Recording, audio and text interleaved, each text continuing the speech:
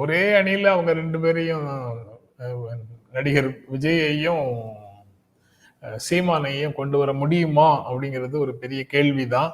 ஆனா அதற்கான முயற்சிகளே அவங்க எடுத்துட்டு இருக்கிறாங்கன்னு தெரியுது. ஏன்னா அதிமுகவும் பாஜகவும் கூட்டணிக்கு வந்துட்டாங்கன்னா அது மிகப்பெரியது ஒரு கூட்டணி. திமுகவை அது எளிதாக வீழ்த்தி விடும் அப்படின்னு மக்கள் ஆரவாரத்தோடு அதை வரவேற்பார்கள்னு ஒரு நினைப்புல அதை செஞ்சாங்க.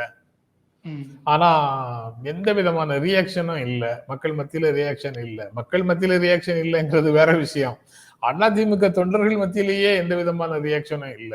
அந்த கூட்டணியை விட்டு வெளியில வரோம் அப்படின்னு சொல்லும் போது இனிப்புகளை வழங்கி சந்தோஷப்பட்ட அதிமுக தொண்டர்கள் மீண்டும் கூட்டணின்னு சொல்லும் போது அசைவே இல்லை. அது மிகப்பெரிய நெருக்கடியாக இருக்குது அந்த கூட்டணிக்கு. அதனால தங்களுடைய வலிமை போதாது, திமுக கூட்டணியை வீழ்த்துவதற்கு இந்த கூட்டணியால முடியாதுங்கிற எண்ணத்துக்கு அந்த கட்சிகளும் வருது, அந்த கட்சியினுடைய ஆதரவாளர்களும் வர்றாங்க.